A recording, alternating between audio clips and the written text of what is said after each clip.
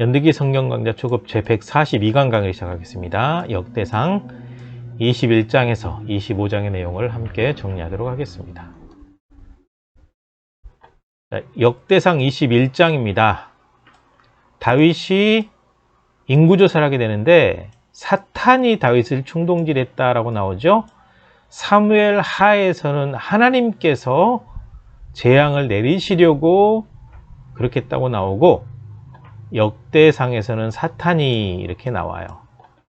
하나님께서 사탄을 통해서 했다라고 보면 서로 이제 연결이 되겠죠. 아무튼 인구조사를 하게 하는 일이 나오죠. 사탄이 이스라엘을 대적하고 다윗을 충동해서 인구조사를 하게 합니다. 그래서 다윗이 요압과 백성의 지도자들에게 인구조사를 하게 합니다. 이때 군대 장관이었던 요압은 하나님께 죄 짓는 일이라고 반대를 해요.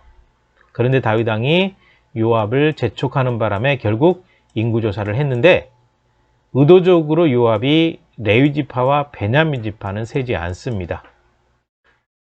그리고 하나님께서 이 인구조사한 일을 악하게 여기셔서 이스라엘을 치셨고 다윗은 회개하죠.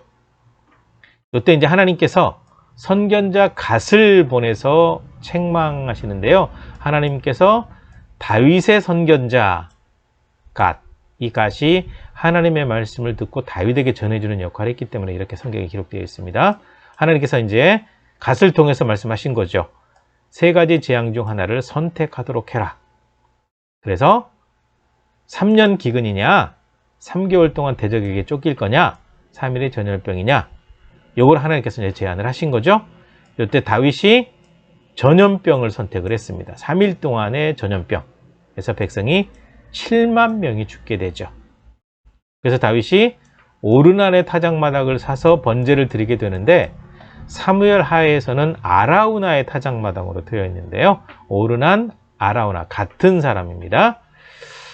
천사가 갓을 통해 오르난의 타작마당에서 제단을 쌓으라고 명령을 내리죠.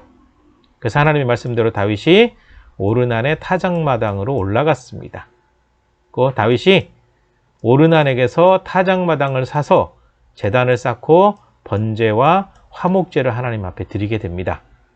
이때 여호와께서 하늘에서부터 번제단 위로 불을 내려서 내가 네 제사를 받겠다라고 응답을 하시죠. 그리고 여호와께서 천사에게 명령 내리십니다. 칼을 칼집에 꽂아라. 그랬더니 천사가 칼을 칼집에 꽂았고 전염병이 그치게 됩니다. 바로 아라우나 타작마당, 오르난의 타작마당이 여기가 어디냐면 모리아산입니다.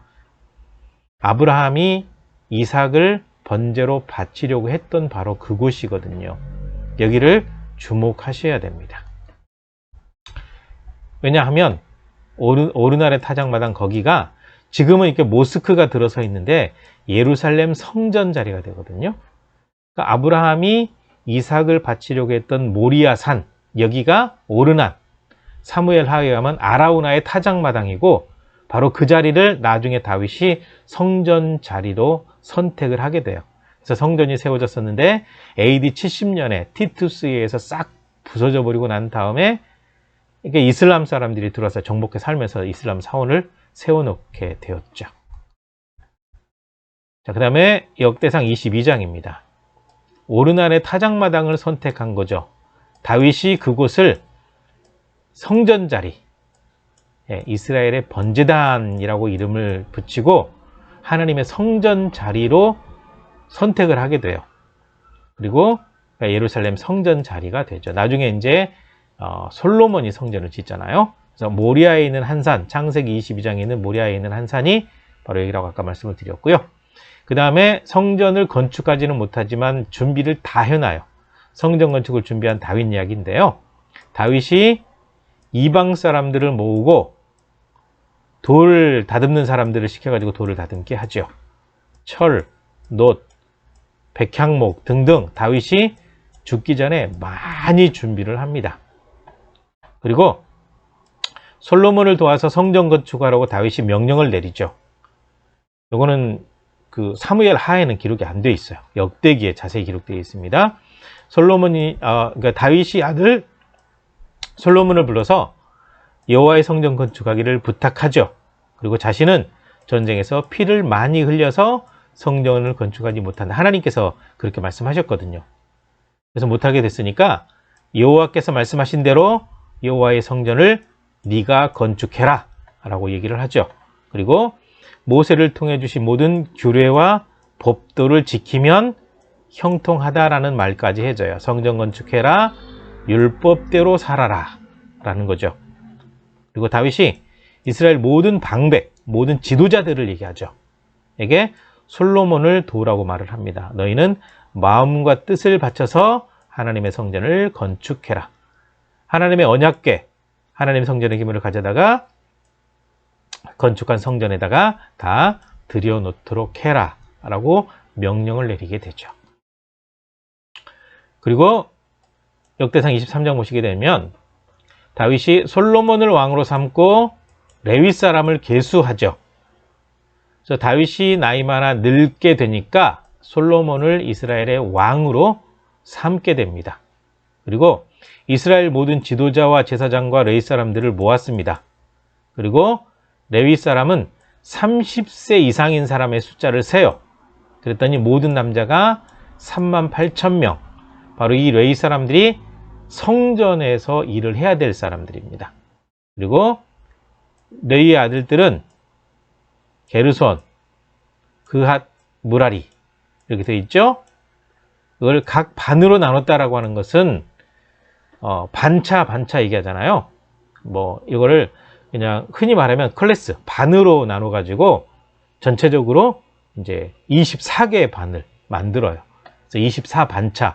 제사장도 그렇고 그렇게 다윗이 이 작업을 다 해놓았고 나중에 이제 그 느헤미야라든지 에스라라든지 보게 되면 다윗이 다 정해놓은 기준에 따라서 이제 제사장 레위인들을 이렇게 세우게 돼요. 굉장히 중요한 내용입니다. 그 다음에 게르손 그핫 무라리의 우두머리를 계수하죠. 게르손 자손은 나단 시므이, 그핫의 아들들은 아므람, 이수할, 헤브론, 우시엘, 무라리 아들들은 마흘리, 무시. 성전에 섬기는 일을 하는 레위 자손 20세 이상을 계수하죠. 그러니까 30세, 20세 이렇게 나오거든요. 요거는 그때그때 그 인구 비율에 따라서 적으냐 많으냐에 따라서 나이가 달라졌을 걸로 성경 전체적인 흐름에 그렇게 파악이 되니까 그렇게 이해를 하시면 조금 오해가 없으실 것 같아요. 그래서 이 레위 사람들이 할 게 뭐냐? 아론 자손이 바로 제사장입니다. 레위 후손이 다 제사장이 되는 게 아니라 레위 지파 가운데 아론의 후손들만 제사장이 되기 때문에 제사장들을 도와서 성전, 뜰, 골방, 이 골방이 이제 성전 안에 있는 창고가 되겠죠. 그래서 섬기는 일을 하게 되죠. 그 다음에 모든 성물을 깨끗하게 하는 일, 소제물, 곡식제물을 준비하는 일을 하게 되죠. 그리고 아침 저녁마다 서서 여호와께 감사하고 찬송하는 일, 레위 지파 가운데 찬양하는 사람들이 따로 또 선정이 되거든요. 그래서 형제 아론 자손의 직무를 지켜서, 즉 아론의 자손 제사장들이 하는 그 일을 돕는 일, 그를 성전에서 시중 드는 일이라고 하는데 이 일을 감당하는 사람들이 바로 레위 사람들입니다. 따로 다 파악을 해 놓았죠, 다윗이. 다음 역대상 24장입니다. 아론 자손의 계열이 나오죠. 아론의 아들들은 나답, 아비우, 엘르아살, 이다말. 아마 출애굽기에서 보셨을 거고요. 레위기에서 보셨을 겁니다. 근데 나답과 아비우는 자기들의 아버지 아론보다 먼저 죽었죠. 레위기 10장에 의하면 하나님께서 금지하신 불을 사용하다가 불에 타서 죽게 돼요. 그래서 엘르아살과 이다말이 아버지랑 이제 아버지가 했던 일 그 뒤를 이어서 제사장 직분을 행하게 됐죠. 그래서 다윗이 엘르아살 자손하고 이다말 자손을 나누어서 섬기게 했는데 제사장 전체를 24개 반 클래스로 나누어요. 이때 아비야 반열은 8번째 아비야 반열 언급드린 이유가 세례 요한의 선조가 아비야 반열이기 때문에 여기다 기록을 해 놓은 거죠. 그 다음에 직무에 따라 성전에 들어가서 아론을 도왔다라고 하는 것은 직무에 따라 들어가서 아론처럼 제사장의 일을 했다라는 거죠. 하나님께서 명령하신 규례대로. 이게 굉장히 중요합니다. 하나님의 말씀대로죠. 그 다음에 레위 자손의 남은 자들이 나오는데 레위 자손 중에 남은 자의 명단이 나와요. 또 이 여러 남은 레위 자손들도 다윗 왕, 사독, 아히멜렉 제사장, 레위 지파의 지도자들 앞에서 아론의 자손이 제비 뽑혀서 나누어진 것처럼 제비 뽑혀서 이제 할 일을 나누어 갖게 되었다라는 거죠. 그래서 제비를 뽑았기 때문에 큰 아들의 가문이 되었든 막내 아들의 가문이 되었든 누가 이제 불합리하게 뭘 하지 않고 공평하게 할 일을 분배받았다라고 기록하고 있습니다. 자, 역대상 25장입니다. 아삽, 헤만, 여두둔의 자손 중에서 구별해서 일을 시킨 얘기가 나옵니다. 다윗이 아삽, 헤만, 여두둔 자손 중에서 선택해서 섬기게 했다. 뭐냐? 수금, 비파, 재금을 잡고 연주하고 신령한 노래하는 일을 맡겠다라는 거죠. 그래서 아삽의 아들들은 삭굴, 요셉, 느다냐, 아사렐라. 아삽의 주의 아래 왕의 명령대로 신령한 노래를 불렀습니다. 여두둔의 아들들 그달리야, 스리, 여사야, 시므이, 하사비야, 마따디야. 여두둔의 주의 아래 수금을 잡고 연주하고요. 헤만의 아들들 붓기야, 마따냐, 우시엘, 스부엘, 여리뭇. 하나냐, 하나니, 엘리아다, 갓달디, 노암디에셀, 요스부가사, 말로디, 호딜, 마시옷. 나팔을 불어요.